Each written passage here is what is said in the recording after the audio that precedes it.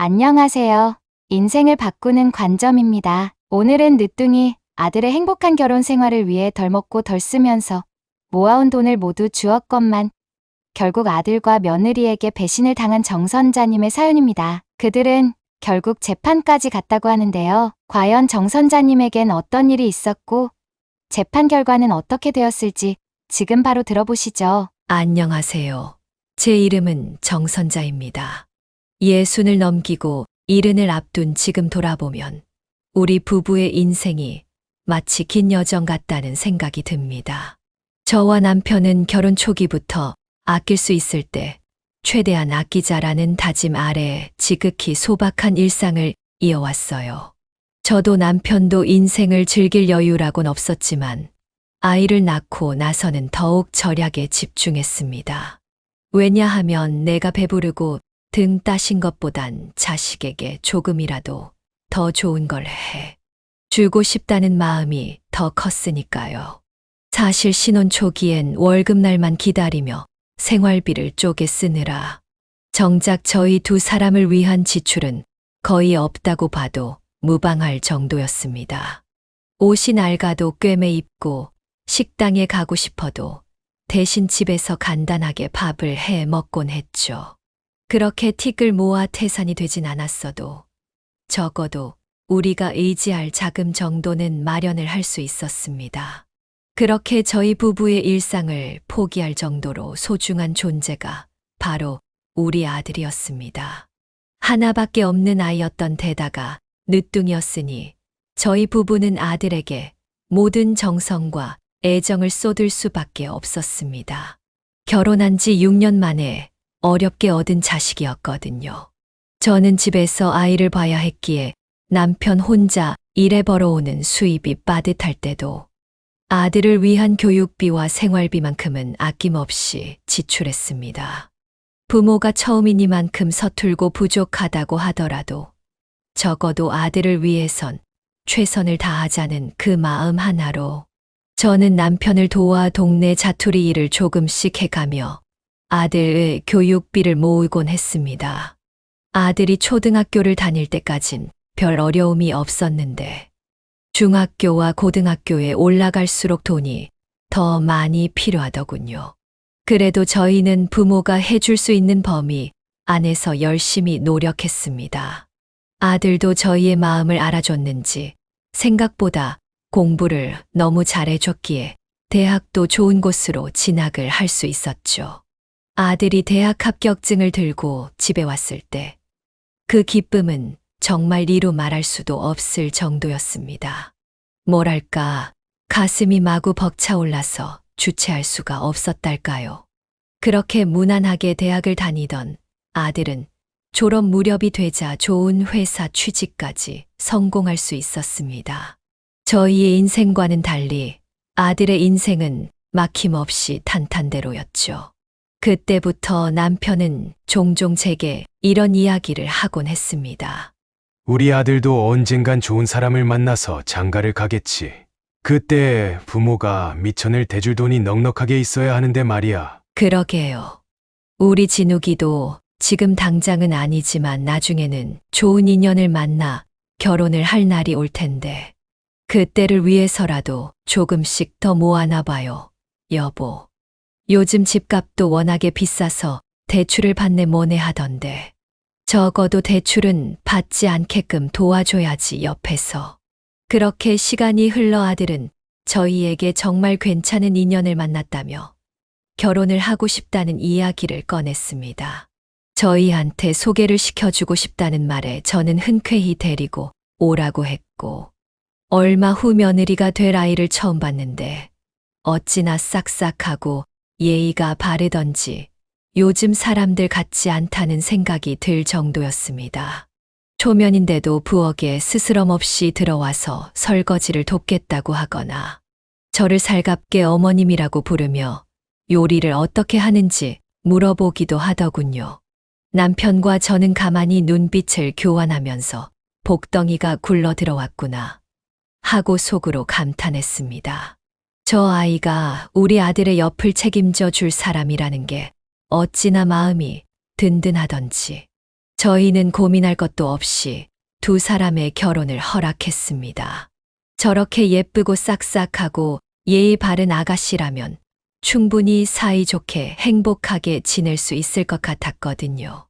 그렇게 아들을 장가 보낼 준비를 하고 있던 저희 부부에게는 아들의 신혼집이 가장 큰 고민거리가 되었습니다. 두 사람 다 막 사회에 발을 디딘 단계였기 때문에 대출 없이 신혼집을 마련하는 게 현실적으로 쉽지 않았거든요. 그래서 저희 부부가 모아둔 돈을 털어줘서라도 마음 편히 시작하게 도와주자고 남편과 오랜 대화를 나눴습니다. 우리 예전에 진욱이 결혼할 때 적어도 신혼집이라도 편하게 해주자고 이야기를 했었잖아요, 여보. 우리 여태까지 모아놓은 돈이 얼마나 되죠? 어디 보자. 한 3억쯤 되나? 아마 그 정도는 있을 것 같은데. 그거 그냥 우리 진욱이한테 줘버립시다. 진욱이도 그렇고 새아가도 그렇고 사회생활 시작한 지 얼마 되지도 않았을 텐데. 대출 받아 신혼집 사고 월급 받아 대출 이자 갚고 하면 남는 것도 하나 없을 거예요. 당신 생각은 어때요? 나도 당신 의견에 동의해. 그리고 어차피 우리가 그렇게 하기로 했었잖아. 저와 남편은 같은 생각을 하고 있었기에 망설임 없이 아들에게 이 부분을 이야기했습니다. 너희가 새롭게 시작할 수 있는 아파트를 증여해 주겠다고 말이죠. 아들은 처음에는 필요 없다며 부모에게 부담을 지워주기 싫다고 고개를 절레절레 저었지만 결국 저희가 계속해서 고집을 피운 끝에 저희의 의견을 받아들여 줬습니다.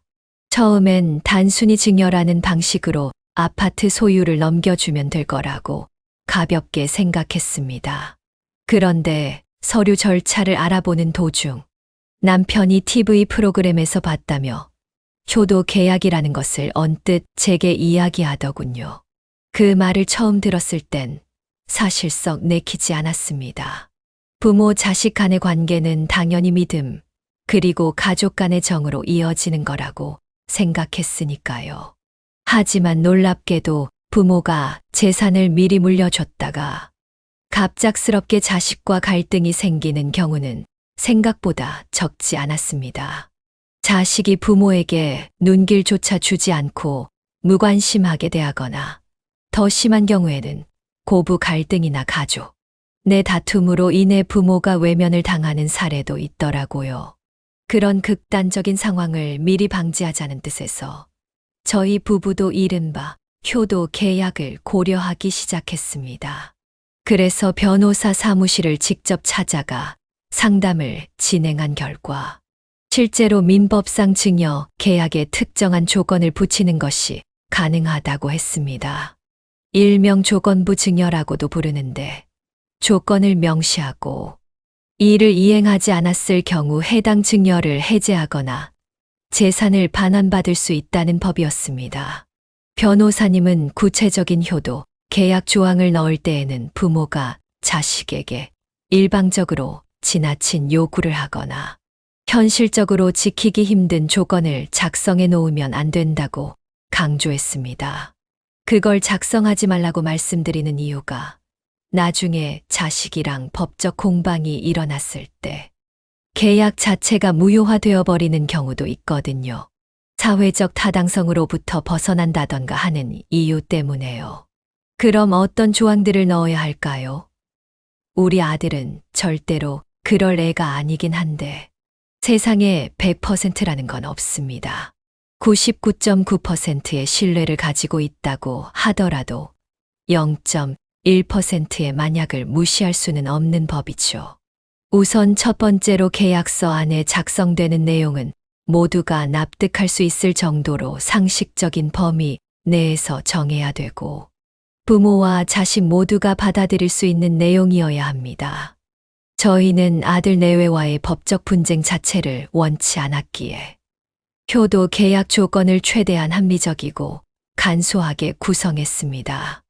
예컨대 부모가 질병이나 사고로 입원해 있을 때 자식은 최소 주 1회 이상 병문안을 갈 의무가 있다. 라든지 부모가 질병으로 긴급한 도움이 필요할 시 최대한 지원을 해주고 정기적으로 연락을 할 의무가 있다라는 등 다소 포괄적인 문구로 작성을 했습니다. 이런 걸 작성하고 있으니 저로서는 조금 서글프기도 했습니다. 문장 하나하나에 자식에게 부담을 주고 싶지 않다는 마음과 함께 저희도 보호받아야 한다는 마음이 담겨 있었거든요. 괜히 아들 내외가 이 계약서를 보고 마음이 상하지 않을까 염려가 되기도 됐습니다. 그리고 계약서를 다 작성한 다음 아들 내외를 불러 설명을 해주고 직접 두 사람의 도장까지 받아낼 수 있었죠. 저는 변호사 사무실을 나오면서 아들과 며느리에게 이렇게 이야기했습니다. 엄마, 아빠가 너희를 못 믿어서가 아니야. 혹시나 무슨 일이 있을지 모르니까 혹시나 하는 거야. 너무 기분 상해하지 마. 에이, 어머니 괜찮아요. 저희도 알죠. 안 좋은 상황 같은 거 생길 일 없게 저희가 열심히 모시고 잘 살면 되는 거니까 마음 쓰지 마세요. 저희 기분 하나도 안 상했어요. 그치, 여보? 맞아요. 저는 되려 이런 계약서를 작성함으로써 어머님, 아버님, 그리고 저희 사이의 믿음이 좀 더 두터워진 것 같아서 기분이 좋은데요. 감사해요, 어머님, 아버님. 저희 정말 잘 살게요. 걱정했던 것과는 다르게 분위기는 훈훈하게 흘러갔습니다. 딱히 기분 상한 티를 내지도 않았고 되려 저희에게 잘하겠다는 아들 내외의 말에 마음이 조금이나마 놓이더군요. 그 뒤로 아들 부부는 서울 아파트로 이사를 가게 됐고 저희는 일단 아들 부부가 편안하게 신혼생활을 누릴 수 있게끔 각종 가구와 가전제품을 드리는 것도 도와줬습니다. 이왕 해주는 김에 최대한 도와줄 수 있는 건 도와줘야겠다 싶은 마음이 굴뚝 같았거든요. 사실 주변에서는 조금 걱정을 하기도 했습니다. 무조건 자식한테 많이 해주면 나중에 돌아오는 게 없어서 고생한다고 경험담을 전해주는 지인들도 있었지만 저희는 그저 행복해 보이는 아들 부부의 모습을 보면서 뿌듯했고 아낌없이 보태고 싶은 마음뿐이었습니다. 그러나 아파트를 증여한 지 얼마 지나지 않아 며느리의 태도가 조금씩 달라졌습니다. 처음에는 워낙 바쁜 신혼생활 탓이라고 생각했어요. 아들도 회사 일이 바쁘고 며느리도 직장 생활을 하고 있으니 어느 정도는 이해하려고 했습니다.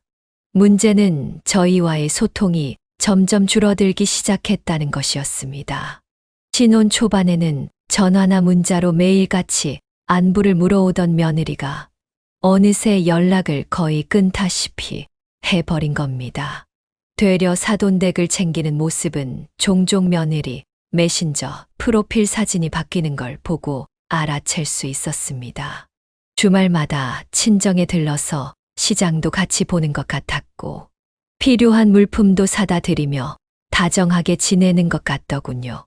그래서 저는 그 모습을 보고 며느리에게 전화를 걸어 물었습니다. 예, 너 요즘 바쁘니? 왜 이렇게 연락이 없어? 프로필 사진은 거의 매주 바뀌는 것 같던데. 죄송해요. 요즘 저희 친정에 일이 좀 있어가지고요. 친정에 일이 있어. 왜 사돈어른이랑 사부인한테 무슨 일이라도 생겼어? 아니요. 별일은 아니고 아버지가 건강검진에서 이상 소견을 좀 받으셔가지고요. 별로 큰 문제는 아닌데 그래도 걱정이 돼서 매주 친정에 내려가고 있어요. 가족들이랑 시간 좀 보내면 좋을 것 같기도 하고 많이 신경 쓰이셨죠? 죄송해요. 아휴, 아니다. 죄송은 무슨. 괜찮다, 괜찮아. 사돈어른께 안부 전해드리고 사돈어른이 편찮으시다는 말에 뭐라 더 할 수 있는 말이 없더라고요. 하지만 며느리는 그날 이후로도 몇 개월 동안 저희 부부에게 관심이 없었습니다. 그리고 며느리의 태도에 문제가 생겼다는 것이 더욱 뚜렷하게 확인된 건 남편이 갑작스럽게 병원에 입원하게 된 시점이었습니다. 물론 아주 심각한 병은 아니었지만 그래도 검사와 치료를 위해 일주일간 입원해야 했습니다. 그때 저는 며느리가 그래도 명색이 시아버지가 입원을 했으니 얼굴이라도 잠깐 비추겠지 하고 내심 며느리가 찾아올 것을 기대했습니다. 그런데 의외로 아들 혼자 병원에 찾아왔더라고요. 예, 새아가는 어디 가고 너 혼자 덜렁 왔어. 아, 그냥 지금 회사 일이 좀 바빠서요. 안부 전해달라고 하더라고요. 아무리 일이 바빠도 그렇지 시아버지가 이렇게 아파서 입원을 해 있는데 전화 한 통 안 하고 남편한테 안부나 전해달라고 한다는 게 말이나 되는 소리니? 나는 걔 그렇게 안 받는데 참 너무한다. 요즘은 전화도 안 하고. 아, 여보. 너무 그러지 마라. 일이 바빠서 그렇겠지. 남편은 겉으로는 직장 생활하느라 바빠서 그런가 보다 라며 받아들이는 것 같았지만 몰래 한숨을 쉬곤 했습니다. 저 역시 솔직히 며느리에게 많이 서운했습니다. 신혼 때만 해도 어머님, 아버님 식사 맛있게 하셨어요? 필요한 거 없으세요? 라며 자주 연락하던 며느리였는데 이제는 저희의 사소한 일상조차 살피지 않는 것 같아 마음이 좀 그렇더군요. 이번 마지막 날까지도 며느리는 한 번도 병원을 찾지 않았고 퇴원하는 날에도 바쁘다는 이유로 얼굴 한 번 비추지 않았습니다. 그리고 아들이 며칠 뒤 저희 집에 잠깐 들렀을 때 참다 못한 남편이 이렇게 이야기를 하더군요. 새아가는 정말 많이 바쁜 모양이구나. 회사에서 무슨 일이라도 생긴 거냐? 내가 큰 걸 바란 건 아니다마는 안부 전화 한 통 없는 건 참 속상하다. 서운하기도 하고. 요즘 회사에서 야근도 많고 실적 압박이 좀 심해서 그런가 봐요. 집에서도 퇴근하고 들어오면 바로 자고 그래요. 어머니, 아버지가 넓은 마음으로 이해해 주세요. 며느리가 정말 바쁜 건지 아니면 다른 사정이 있는 건지 궁금했지만 아들이 굳이 말하지 않는 걸 가지고 대화를 이어나가기가 좀 어렵더군요. 남편과 저는 괜히 서로 눈치만 보다가 입을 다물어 버렸습니다. 그리고 마음 한편에는 조금씩 근심이 생기기 시작했습니다. 증여 계약서에 사인한 지 얼마나 됐다고 벌써부터 시부모를 외면하는 건 아닐까 하는 걱정이 스멀스멀 올라오는 것을 막을 수가 없었습니다. 혹시 우리가 섭섭하게 한 게 있을까 하는 생각에 남편과 함께 먼저 나서서 뭘 더 챙겨줘야 하나 고민도 해봤지만 이미 아파트까지 증여해 준 마당에 저희가 아들 부부를 위해 더 해줄 수 있는 건 없었습니다. 우리가 효도 계약이니 뭐니 하는 걸 넣어서 괜히 우리를 불편하게 생각하고 있는 건 아닐까. 난 자꾸 그런 생각이 드네. 그러게요. 허심탄회하게 말이라도 좀 해주면 좋을 것을. 바쁘다는 걸로 계속 빙빙 둘러대기만 하니 참 답답하기만 해요. 참네, 대놓고 새아가. 너 요즘 왜 이렇게 달라졌냐? 예전에 아파트 증여받을 때 효도 계약서에 사인한 건 벌써 다 까먹은 게야? 하고 물어볼 수도 없는 노릇이고 답답하다 답답해. 결국 저희는 마음속에 돌덩어리처럼 무거운 감정을 그대로 안은 채 이러다가 진짜 나중에 우리가 더 아프거나 돌봐줄 사람이 필요할 때 과연 며느리는 어떻게 나올까 하는 불안감까지 가지게 됐습니다. 남편은 빈말처럼 효도 계약서를 다시 읊어줘야 한다며 농담을 하곤 했는데 그 목소리가 결코 가볍게 들리지만은 않았습니다. 그러던 어느 날 뜻밖의 일이 찾아왔습니다. 바로 며느리가 먼저 전화를 걸어온 것이었죠. 마침 그날은 저희 생일이기도 했기에 생일 축하는 해 주려나 보다 하고 전화를 받았습니다. 그런데 저한테 집으로 오라고 하더군요. 본인이 맛있는 생일상을 차려놨다면서 말이죠. 그 전화를 받고 저는 괜히 기대가 되어서 어떤 옷을 입고 갈지 한참을 고민하고 생일상을 같이 먹은 뒤에는 어떤 대화를 나누면 좋을지까지 상상했습니다. 그동안 묵혀왔던 걱정들을 털어내고 이전처럼 살가운 사이로 돌아갈 수 있을까 하는 기대도 했습니다. 그리고 고민 끝에 고른 옷을 입고 저와 남편은 아들네 집으로 향했습니다. 초인종을 누르니 며느리가 문을 열고 환한 미소로 저희를 반겨주더군요. 그런데 왠지 모르게 그 미소 뒤에는 어색함이 서려 있었습니다. 아들은 거실에서 저희를 맞아줬는데 집에 들어가자마자 집 안전체에 묘하게 정리가 덜 된 느낌을 받을 수 있었습니다. 뭔가 모르게 어수선했다고나 할까요? 물론 아들도 일을 하고 며느리도 직장 생활을 하니 바쁠 수밖에 없을 테지만 적어도 생신을 축하하기 위해 초대를 한 거라면 보통 조금은 더 깔끔하게 집을 정리해 두지 않나 싶은 생각이 들었습니다. 식탁 위에는 각종 음식들이 놓여 있었습니다. 그런데 생신상이라고 하기에는 너무나도 평범해 보였어요. 늘 밥 반찬으로 먹는 멸치볶음, 장조림, 김치 몇 가지와 미역국이 전부였습니다. 그런데 전반적으로 양도 많지 않았고 미역국의 색깔도 이상하리만치 짙은 갈색이었습니다. 미역국은 보통 간장이 아니라 국간장이나 소금을 쓰는데 왜 이렇게 국물이 검을까 하는 궁금증이 스쳤지만 내색하지 않고 그냥 자리에 앉았습니다. 남편도 눈으로 한번 훑더니 아무 말 없이 자리에 앉았어요. 그래도 차려준 것에 대한 정성으로 먹으려고 했죠. 저는 잘 먹겠다고 생일상을 차려줘서 고맙다며 웃는 얼굴로 수저를 들었지만 미역국 한 입을 떠먹자마자 바로 뱉어버렸습니다. 정말 짜도 이렇게 짤 수 있을까 싶을 정도로 짠 맛이 강하게 느껴졌거든요. 소금을 한 트럭 들이부은 걸로도 모자라서 약간 오래된 기름, 냄새까지 나는 것 같아서 도저히 먹을 수가 없을 것 같았습니다. 그래도 이건 차려준 사람에 대한 예의가 아니다 싶어 최대한 티내지 않고 조용히 몇 숟갈 뜨다가 도저히 먹기가 힘들어 수저를 내려놓았습니다.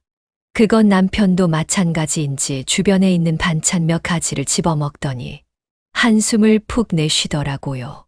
왜 그러세요, 어머님, 아버님? 혹시 음식이 입에 안 맞으세요? 아, 아니다. 맛있네. 맛있어. 잘 끓였네. 반찬도 잘했고. 정말요? 다행이에요. 혹시나 입맛에 안 맞으시면 어떡하나 걱정했거든요. 저, 어머님, 아버님 사실 제가 오늘 두 분을 집으로 오라고 말씀드린 건 어머님 생신을 축하해 드리기 위한 목적도 있지만 다른 이야기를 전해드리고 싶어서이기도 해요. 저 사실은요, 임신을 하게 됐어요. 오늘 병원에 가보니까 7주 됐다고 하더라고요. 뭐? 임신을 했다고? 네. 그래서 지금 살고 있는 이 집이 조금 비좁을 것 같아서 이사를 생각 중이거든요. 지금이야 좀 이르다 싶겠지만 이런 건 미리미리 생각을 해놓는 게 좋을 것 같아서요. 그런데 대출을 받기에도 좀 빠듯할 것 같고 그동안 저축해 놓은 돈도 많이 부족해서요. 그래서 혹시 어머님, 아버님께서 조금만 지원을 해주실 수 있을까 해서. 어머니, 아버지, 그렇다고 너무 부담 갖지는 마세요. 저희가 빌리는 만큼 빨리 벌어서 빨리 갚을게요. 그냥 조금만 도와주시면 좋겠다 싶어서 말씀드리는 거예요. 부담 드리려고 하는 말이 아니고요. 그 말을 듣자마자 여러 감정이 뒤엉켰습니다. 우선 손주가 생긴다는 사실은 기뻤습니다. 그러나 동시에 서운함이 스멀스멀 올라왔습니다. 진심으로 제 생일을 축하해 주기 위한 게 아니라 이 말을 꺼내기 위한 게 진정한 목적이었던 것 같았거든요. 저는 아무 말도 하지 않았지만 남편은 그래도 겉으로는 축하를 해줬습니다. 그리고 돈 이야기는 천천히 나눠보자며 대화를 끊어버렸어요. 그렇게 식사답지 않은 식사를 마치고 난 뒤 저는 주방을 잠깐 둘러보았습니다. 그리고 싱크대 쪽을 보는데 처음 보는 용기들이 보이더군요. 마트에서 파는 반찬 용기 같기도 했고, 어딘가 집에서 가져온 듯한 투명한 플라스틱 통도 있었습니다. 설마 밖에서 사온 반찬으로 차린 건가 생각했지만, 뭐 그럴 수도 있지 싶어 대수롭지 않게 넘어갔습니다. 그런데 마음 한구석엔 왠지 모를 찝찝함이 가시질 않았습니다. 그날 아들과 며느리는 오랜만에 왔으니 자고 가라며 저희 부부에게 작은 방을 내어주었습니다. 남편과 저는 하루를 정신없이 보낸 탓에 누우면 금세 잠이 들 줄 알았습니다. 하지만 희한하게도 제 머릿속에선 도대체 왜 음식에서 이상한 맛이 난 건지, 미역국에서는 왜 그렇게 짠 맛이 난 건지라는 생각이 계속해서 맴돌았습니다. 그렇게 한참을 잠 못 들고 뒤척거리다가 새벽 2시가 조금 넘었을 때 저는 갈증이 느껴져 물을 마시려다 주방 근처에서 아주 낮은 목소리가 들리는 것을 듣게 됐습니다. 아들 부부가 아직도 깨어있는 모양이었어요. 저는 물만 마시고 방으로 돌아가려다 저도 모르게 두 사람의 대화를 듣게 됐습니다. 아씨, 너무 티났나? 어머님이 혹시라도 알아차리신 거 아니야? 아까 보니까 표정이 많이 안 좋으시던데. 글쎄, 눈치는 빠른 편이시긴 하거든? 근데 난 잘 모르겠던데. 에이, 우리 친정엄마가 만들어준 거 먹고 남은 건지 모르셨을 거야. 아무리 눈치 빠른 어머님이라 하시더라도 그것까지 알아차리셨겠어? 되게 잘 드시던데. 휴, 나는 먹다 남은 거 티났을까봐 아주 혼났네 정말. 뭐 하긴 새로 만든 거나 먹다 남은 거나 맛은 거기서 거기긴 하지. 그나저나 돈 안 빌려주시겠다고 하시면 어떡하지? 대출 받을 여력도 없는데 골치 아프네. 설마 우리한테 안 빌려주시겠어? 이 아파트도 어머님, 아버님께서 증여해 주신 거잖아. 그 못 같은 효도 계약서인지 뭔지 이상한 걸 쓰긴 했지만 얘기가 나와서 하는 말인데 그거 좀 이상한 것 같아. 요즘 시대에 누가 그런 걸 써? 나 진짜 이런 걸 써야 하나 말아야 하나 고민하다가 도장 안 찍으면 집 안 주실 것 같아서 억지로 웃으면서 도장 찍었잖아 진짜. 당신이 이해 좀 해. 우리 부모님 고리타분한 옛날 분들이신 거 당신도 잘 알잖아. 그거 법적으로 효력 없는 거겠지? 그냥 형식상으로만 작성하는 거지? 아마도 그럴걸? 솔직히 어머니랑 아버지도 뭐 우리한테 효도를 바라시고 그걸 적어달라 하셨겠어? 분명 옆에서 누가 바람 넣으셨을 거야. 이걸 쓰면 좋다더라. 자식들이 말도 잘 듣고 괜찮더라 하면서. 안 봐도 비디오지 뭐. 두 사람의 대화를 들은 제 가슴은 쿵 하고 내려앉았습니다. 듣지 않아도 될 이야기를 들어버렸다는 자각과 함께 충격이 몰려오더군요. 아들 부부가 차린 생일상이 사실은 먹다 남긴 음식이었다는 사실이 머릿속을 아프게 울렸습니다. 게다가 저와 남편에 대한 뒤 얘기까지 하는 걸 듣고 저는 그 자리에서 차마 두 사람의 대화를 더 들을 자신이 없어 조용히 방 안으로 들어가 놀란 가슴을 쓸어내렸습니다. 그런데 충격이 꽤 강했던지 한참이 지나도 진정이 안 되더군요. 한참 동안 생각을 하던 저는 조용히 남편을 흔들어 깨웠습니다. 남편은 자다가 깨어 몹시 피곤해 보였지만 제 얼굴에 실린 심각함을 보고서는 자세를 고쳐 앉고 제게 무슨 일이냐고 물었어요. 저는 남편에게 조금 전 아들 부부의 대화에 대해 털어놓았습니다. 남편은 처음엔 제 말을 잘 이해하지 못하는 것 같았지만 점차 이해하고는 얼굴빛이 하얗게 질리기 시작했어요. 그럼 우리가 먹은 음식이 먹다 남긴 음식이라는 거지.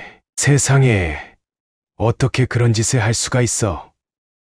새로 한 음식도 아니고 먹다 남긴 걸 음식물 쓰레기를 상에 올렸다는 거잖아. 물론 먹다 남은 음식이라고 해서 못 먹을 건 아니지만 생일상에 그런 걸 올렸다는 게 말이 돼요. 그리고 더 기가 막히는 건 우리를 초대한 목적이 결국 이사 자금 때문이었다는 거예요. 이럴 거면 차라리 다른 방식으로 이야기를 꺼내든가 하지. 굳이 이렇게까지 기분을 잡치게 만들 필요가 있었느냐고. 이해가 안 돼요, 정말. 여보, 우선은 내일 아침에 아무 일 없었다는 듯이 집에 가자. 굳이 여기서 언성을 높이거나 따질 필요는 없을 것 같아. 그리고 금전적인 문제는 나중에 이야기를 하자고 하자. 머리가 다 아프다. 그렇게 저희 부부는 뜬 눈으로 밤을 지새웠고 아침이 되자 아들과 며느리가 일어나 방문을 열고 저희에게 인사를 건넸습니다. 며느리는 해맑은 목소리로 잘 주무셨느냐고 물었지만 저는 도저히 며느리의 얼굴을 똑바로 바라볼 수 없었습니다. 마치 아무 일 없었다는 듯 행동하는 며느리가 낯설게만 느껴졌거든요. 그리고 저희는 일어나자마자 일단 집으로 돌아가겠다고 말했습니다. 아들과 며느리의 얼굴에 당황스러움이 역력해 보였지만 그것까지 신경 쓸 여유가 저희에게는 없었습니다. 집에 도착해서도 저는 한참 동안 말이 없었습니다. 남편도 먼저 입을 떼지 않았죠. 점심이 지나고 나서야 남편이 조심스레 물었습니다. 당신은 어떻게 할 생각이야? 돈 말이야. 도와줄 생각이 있어. 솔직히 도와주고 싶지 않아요. 아니, 도와주기 전에 최소한 우리한테 미안함이라도 표현해야 하는 거 아닌가 싶어요. 이렇게 어이없이 기분이 상해버렸는데 사과 한마디 없이는 그 어떤 도움도 주고 싶지 않네요. 남편은 고개를 끄덕이며 제 말에 동의를 해줬지만 앞으로 어떻게 해야 할지 막막했습니다. 이대로 그냥 자연스럽게 아들 내외와 연을 끊고 살아야 하는지 아니면 작정하고 찾아가서 왜 그런 식으로 사람을 우습게 만드느냐고 때려 엎어야 할지 여러 가지 고민들이 저희 부부를 휘감아 괴롭히기 시작했어요. 그렇게 며칠 후 아들과 며느리는 결국 저희 집으로 먼저 찾아왔습니다. 연락 한 통 없이 말이죠. 그런데 눈치를 슬금슬금 보는 아들과는 달리 며느리는 평소보다 훨씬 당당하고 여유로운 표정을 지어 보였습니다. 그리고서는 저와 남편이 보는 앞에서 소파에 턱하니 앉아서 다리를 꼬더니 이렇게 말을 하는 게 아니겠어요? 어머님, 며칠 전에 저희 집에서 주무셨던 날, 어머님 밖에서 저희 이야기 듣고 계셨던 거 다 알아요. 어머님이 뭐 어디서부터 들으셨는지는 모르겠지만 어머님이 단단히 오해하고 계신 것 같아서 해명하려고 찾아왔어요. 해명해도 되죠? 맞아요, 어머니. 저희 이야기도 들어보셔야지 계속 꽁하게 계시면 어떡해요. 저는 며느리와 아들의 말을 듣고 순간적으로 화가 머리끝까지 치밀어 올랐습니다. 하지만 이를 악물고 애써 감정을 누르려 했습니다. 그런데 며느리는 제 표정을 보고서는 조금도 미안해하는 기색 없이 뻔뻔하게 말을 이어나갔습니다. 어머님, 솔직히 요즘 누가 시어머니 생신상에 그렇게 정성을 들이나요? 나가서 사 먹던가 아니면 그냥 밀키트로 된 거 사서 만들어 차려드리고 말지. 세상이 어떤 세상인데요. 너는 지금 내가 그런 것 때문에 화가 난 걸로 보이니? 그럼 뭐 저희가 돈 달라고 한 것 때문에 그러세요? 그래. 차라리 돈이 필요했으면 그냥 전화로 사정을 설명하고 이렇게 해줄 수 있느냐 물어봤어야지. 사람 기분을 그렇게 잡쳐놓으니 좋던. 솔직히 어머님, 아버님 저희한테 해주신 거 고작 쥐콩만한 아파트 한 채 증여해 주신 것밖에 없잖아요. 겨우 집 하나 해주신 거 가지고 언제까지 계속 생색내실 생각이셨어요? 그 말에 남편과 저는 순간 말을 잃었습니다.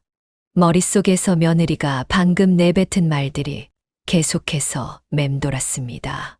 저희로서는 평생을 모은 돈이었는데 아들이 조금이라도 더 행복하기를 바래서 큰맘 먹고 장만해 준 집이었는데 며느리 입에서 그런 말이 나올 줄은 몰랐습니다.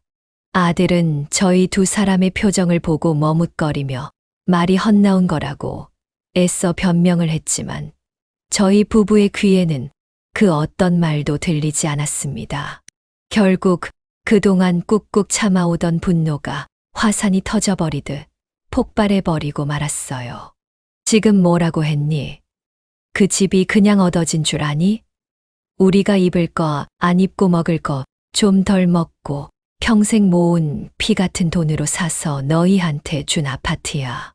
그런데 그걸 겨우라고 말하는 거니, 지금?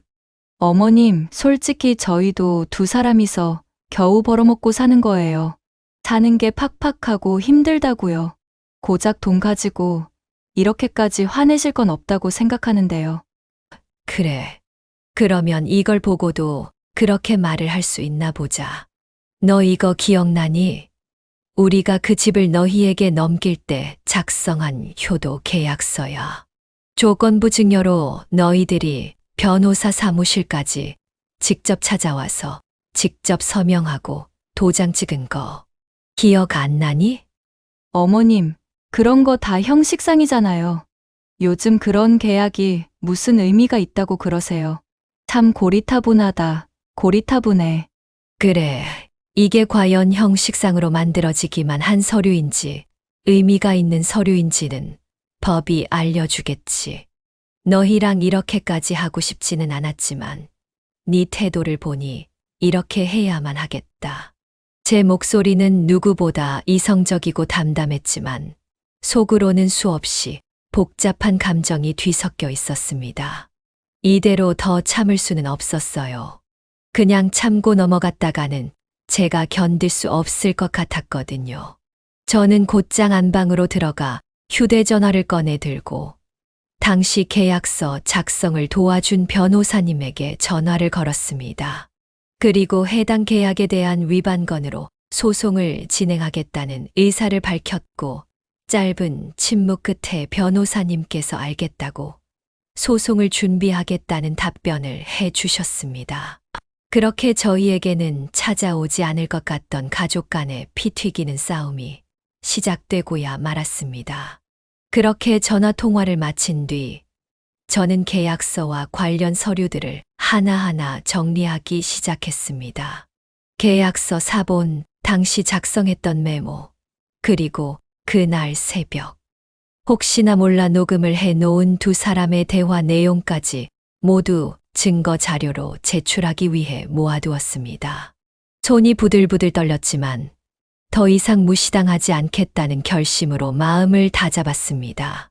남편도 묵묵히 제 편이 되어줬어요.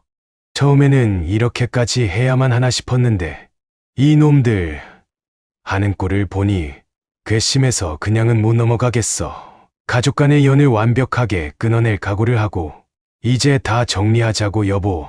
우리한텐 절대로 이런 일이 일어나지 않을 거라 생각했는데 그때 변호사님이 하신 말씀대로 세상에 100%는 존재하지 않는다는 말이 이런 걸 의미하는 거였나 봐요. 마음 한 구석이 참 씁쓸했습니다. 가족끼리 이런 식으로 싸움을 벌인다는 것 자체가 기분이 참 그렇더라고요. 그렇게 한 달 정도가 지난 후 법정에서 첫 공판이 열렸습니다. 법정 안의 공기는 무겁고 팽팽한 긴장감이 흘렀습니다.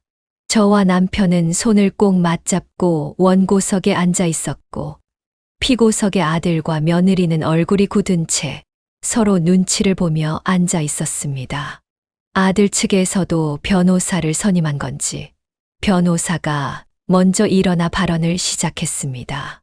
가족 간 효도는 도덕적 의무이지 법적 구속력이 없는 데다가 가족 내의 갈등으로 이미 준 아파트의 증여를 취소하겠다는 원고의 주장은 지나치며 부당한 것이라고 주장을 하더군요. 저희가 무리한 걸 요구한 것도 아닌데 거기에 대해 부당하다고 주장하는 걸 보며 기가 차서 말이 나오지 않았습니다. 이에 저희 변호사가 차분하게 일어나 반론을 시작했습니다.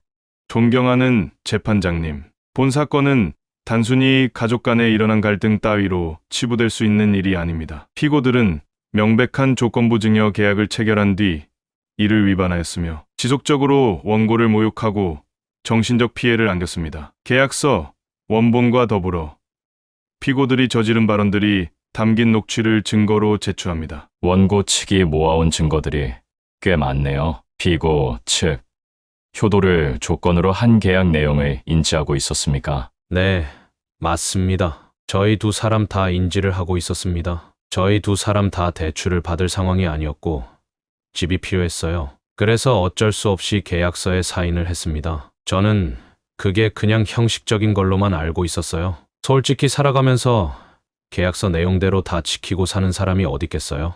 안 그래요, 여러분? 재판장님도 사람이시잖아요. 모두 다 완벽하게 지키고 살지는 않으실 거 아네요? 피고, 여기는 법정입니다. 소란 떨지 말고 정숙하세요. 며느리의 뻔뻔한 모습에 배심원들은 웅성거렸고 저희 변호사는 곧바로 표정을 굳혔습니다. 저는 가슴 속에서 또 한 번 분노가 치밀어 오르는 것을 느꼈습니다. 어쩜 사람이 반성하는 기색 하나 없이 저렇게 뻔뻔할 수가 있는지. 결혼 전 저희 집으로 인사를 왔을 때와는 전혀 다른 모습의 정말치가 떨릴 정도였죠. 저희 변호사는 이어 녹취록을 재생했습니다. 녹취록이 조용한 법정을 울렸고 며느리와 아들의 대화 내용에 법정안은 순간 정적에 휩싸였습니다. 판사님께서는 곰곰이 생각을 하시는 듯 한동안 말을 잊지 못하시다 서류를 탁 소리나게 덮으셨고 아들은 입을 꾹 다문 채 죄송하다는 말만 반복했습니다. 그리고 여전히 며느리는 본인이 잘못한 건 하나도 없다는 듯 고개를 빳빳이 쳐들고 있었지요.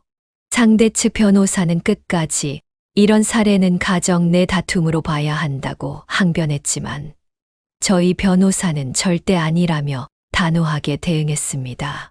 존경하는 재판장님, 가족이라는 울타리를 방패 삼아 계약을 위반하고 약속을 저버린 채 부모를 모욕한 피고들의 행동은 결코 간단한 가족사로 치부할 수 없습니다. 이는 법적 책임을 묻기에 충분합니다. 본 법원은 계약의 조건이 명백히 명시되어 있으며 피고들이 이를 위반한 사실이 입증되었음을 확인했습니다. 효도 의무가 도의적 요소를 포함하더라도 계약에 기재된 조항에 따라 이는 유효한 계약으로 간주됩니다. 이에 따라 해당 부동산 증여를 취소하고 원고에게 소유권을 환원하는 것으로 판결합니다. 법정은 저희 부부의 손을 들어줬습니다.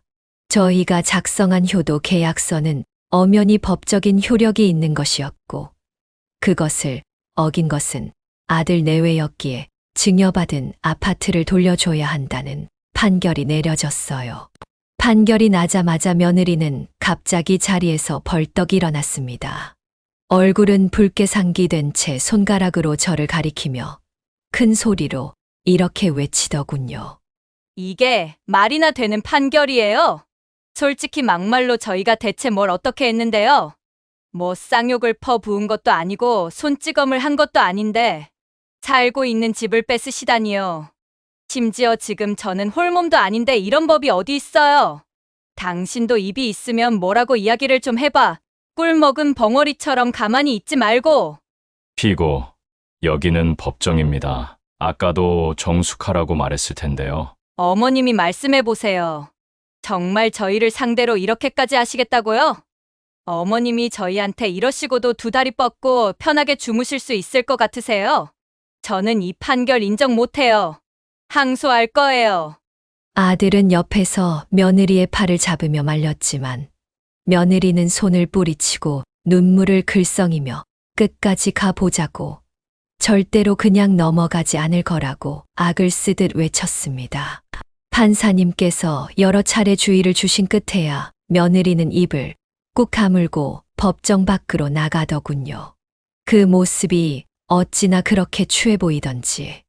그렇게 법원 판결이 난 뒤 아들과 며느리는 결국 집을 비워야 했습니다. 급하게 자기네들이 가지고 있는 자본 내에서 이사갈 곳을 찾으려 했지만 집값이 상당히 비쌌고 대출도 제대로 나오지 않아 결국 외곽의 낡은 빌라로 들어가게 됐다고 하더라고요. 그곳은 수도관이 자주 고장나고 겨울이면 난방비가 엄청나게 많이 나오는 곳이라고 악명이 높은 곳이었습니다. 게다가 회사를 다님에도 불구하고 돈이 어디로 새는 건지 돈이 모이지 않아서 생활이 완전히 궁핍 그 자체인 것 같았어요. 이걸 하나하나 어떻게 다 아냐고요? 며느리, 아들 할 것 없이 매일같이 문자를 보냈습니다. 자기네들이 이렇게 살고 있다. 죄책감이 들지 않느냐 하면서 말이죠. 나중에는 벽에 곰팡이가 슬어 있는 것까지 찍어서 보내주더라고요. 그리고 몇 개월 후 아들이 제 휴대폰으로 전화를 걸어왔습니다. 어머니, 그때는 저희 두 사람 다 제 정신이 아니었던 것 같아요. 어머니랑 아버지가 저를 어떻게 키워주셨는지 뻔히 다 아는데 제가 그런 행동을 하다니 제가 정말 죽일 놈이었어요. 이제라도 저희를 용서해 주시면 안 될까요? 용서는 그때 판결문이 내려졌을 때 빌었어야지. 이제 와서 빌어본들 무슨 소용이 있니? 버스는 떠났고 마음도 다 떠나버렸는걸. 이제 우리는 우리 인생을 살기로 했다. 자식을 위해 평생을 쏟아부었으니 이제는 우리 스스로의 노후를 위해 시간을 좀 쏟아보려고. 어머니, 그러지 마시고 제발 한 번만요. 네. 차라리 제가 이혼을 할게요. 이 사람이랑 헤어지고 나면 그때 저를 용서해 주시겠어요? 이건 네가 이혼을 하고 말고의 문제가 아니다. 아직 너는 뭐가 문제인지 모르는 것 같으니 너희가 뭘 놓쳤는지 그리고 뭘 잘못했는지 생각해보고 깨달을 쯤에 뼈저리게 반성하기를 바란다. 이만 끊으마. 전 단호하게 아들의 전화를 끊어버렸습니다. 솔직히 마음이 쓰이지 않는다면 거짓말이었지만 어쩔 수 없었습니다. 이 모든 상황은 아들과 며느리가 만든 것이었으니까요. 그리고 남편과 저는 오래전 약속했던 유럽 여행을 마침내 떠나게 됐습니다. 떠나기 전까지는 마음이 조금 쓰였지만 막상 비행기에 올라 끝없는 창공을 바라보니 그간 쌓여있던 속상함이 조금씩 옅어지는 걸 느꼈습니다. 태어나 처음 와보는 유럽 여행. 남편과 저는 벅찬 마음을 가득 품고 여기저기 돌아다니기 시작했습니다. 파리의 노천 카페에서는 달콤한 크레이프 케이크와 커피 한 잔을 즐기며 여유를 만끽했고, 베네치아에선 곤돌라를 타고 운하를 지나며 한국에서는 보지 못했던 낯선 풍경들에 한없이 감탄했습니다. 스위스에서는 처음으로 설산을 올랐는데 높은 산에 올라 깊은 숨을 들이켰다가 뱉어보니 묵직하게 남아있던 가슴 속 응어리들이 눈 녹듯 사라지는 듯한 기분이 들었습니다. 한 달 정도의 유럽 여행을 마치고 한국으로 돌아온 저희 부부는 살던 곳을 떠나 조용한 해안가 마을 근처에 작은 주택을 한 채 마련했습니다. 창문을 열면 파도 소리가 들리고 도시와는 다른 푸른 하늘, 맑은 공기가 마음을 편안하게 해줬습니다. 아침이면 남편과 해변을 거닐며 산책을 하고 돌아오면 직접 볶은 원두로 커피를 내려 마시는 것이 일상이었어요. 저녁엔 와인을 한 잔 기울이며 서로의 하루를 돌아보곤 했지요. 그리고 남편은 낚시 도구를 사들여 매주 주말마다 바다로 나갔고 저는 화분들을 키우면서 마음을 다스렸습니다. 시간이 흐를수록 저희 부부가 정말 잘하고 있다는 생각이 들었습니다. 자식에게만 매달려 지내던 시절엔 상상도 못했던 일상들이 이제는 자연스러웠고 그런 여유 속에서 비로소 우리의 참된 행복이 무엇인지 깨닫게 되었습니다. 때때로 저녁 무렵이면 둘이 나란히 바닷가에 앉아 노을을 바라보며 대화를 나눴습니다. 여보, 여기서 매주 주말마다 우리 두 사람만을 위한 파티라도 열까 싶어. 바다는 참 낭만적이야. 이 좋은 걸 왜 이제야 누리고 살까 우리는. 그러게요. 조금 더 빨리 알았다면 좋았을 걸. 그래도 이제라도 우리를 위해 살 수 있다는 것에 감사하고 있어요. 아들을 위한 삶이 아니라 오로지 우리 두 사람만을 위한 삶. 아들 내외의 소식은 가끔 그 동네에 살고 있는 지인을 통해 들을 수 있었습니다. 동네에서 허구한 날 싸운다고 하더라고요. 주변 사람들 시선 따위는 신경도 쓰지 않은 채 말이죠. 물론 그런 이야기를 들을 때마다 마음 한구석이 쓰린 것도 사실이지만 더 이상 아들 내외의 문제를 떠안고 해결해 줄 생각은 조금도 없습니다. 한 번 내린 결정이니 이번에야말로 끝까지 마음을 다잡을 작정이거든요. 자식에게 모든 걸 안겨주기 위해 참아온 오랜 세월에서 이제야 벗어났으니 저희 부부가 누리는 자유를 스스로 놓아버리고 싶지 않았습니다. 여러분께 꼭 드리고 싶은 말씀이 있습니다. 부모 또한 인생을 가지고 있는 개별적인 존재입니다. 자녀를 위해 희생한 시간이 길었다면 이젠 자신을 위해 살 때도 되었다고 생각합니다. 자식이 성인이 되었다면 부모에게 무조건적인 헌신을 요구할 권리는 없지 않을까요? 저도 한때 아들 내외와 연을 끊겠다는 결정을 내리고 아주 잠시 동안 죄책감을 느낀 적이 있었습니다. 이러다가 남들한테 손가락질 받는 건 아닐까 하고 말이죠. 하지만 결국 스스로가 아니면 내 인생을 챙겨줄 사람은 아무도 없다는 걸 깨달았습니다. 가끔씩 젊었을 적 우리 부부가 얼마나 고단했는지 떠올리면 그 시절로 돌아가고 싶냐고 스스로에게 묻게 됩니다. 하지만 확신할 수 있습니다. 지금이 훨씬 더 좋습니다. 그리고 행복합니다. 근심 걱정 없는 삶이 얼마나 행복한 건지 늦게나마 깨달았지만 저희도 저희의 삶을 재밌고 충실하게 누릴 권리가 충분히 있다는 걸 알게 됐습니다. 어쩌면 애초에 그걸 너무 미뤄두었던 게 문제였는지도 모르겠습니다. 이따금 제 지인은 제게 이런 이야기를 하곤 합니다. 아무리 그래도 그렇지 부모가 자식을 놓아버리면 어쩌느냐 하고 말이죠. 하지만 저는 제가 놓은 것이 아니라고 항상 답해줍니다. 이미 아들은 성인이 되었고 본인이 저지른 것에 대한 대가를 치르는 이제는 진짜 어른이 될 차례라고 생각합니다. 어쩌면 누군가는 저희 부부를 보고 너무 이기적이라고 할지도 모릅니다. 하지만 바꿔 생각하면 우리가 평생을 착실히 살아오며 얼마나 가족을 위해 헌신했는지를 아는 사람이라면 이제야말로 우리의 행복을 찾아 떠나는 선택을 존중해 주리라 믿습니다. 죽는 날까지 후회만 하고 싶지는 않으니까요. 분주하게 돌아가던 세상에서 한 발짝 떨어져 우리는 매 순간 소소한 즐거움을 찾으며 삽니다. 아침이면 남편과 커플 운동복을 입고 가볍게 조깅을 나가고 낮에는 서로 각자 하고 싶은 일을 하며 저녁이면 다시 만나 오늘 있었던 일을 이야기해 주는 평범하고 행복한 삶. 이보다 더 만족스러운 삶이 있을까 싶습니다. 혹시 지금 이 글을 읽으시는 분들 중에 난 아직도 자식을 위해 헌신해야 하나 하고 망설이는 분이 계시다면 꼭 말씀드리고 싶습니다. 자식 사랑도 좋지만 자기 자신을 돌보는 일은 그에 못지않게 중요합니다. 우리 인생은 한 번뿐이고 웃으며 마무리하려면 누구보다 스스로를 아껴야 하니까요. 그러니 망설이지 마시고 남은 날들에 좀 더 진심으로 투자하시길 바랍니다. 여행이든 취미든 뭐가 됐든 본인의 행복을 위해 한 걸음 나아가 보시면 좋을 듯 합니다. 저희 부부는 이미 그 길로 발걸음을 옮겼고 지금까지 그 선택을 한 것에 대해 단 한순간도 후회하지 않습니다. 앞으로도 계속 서로에게 충실하며 행복을 누리고 즐길 겁니다.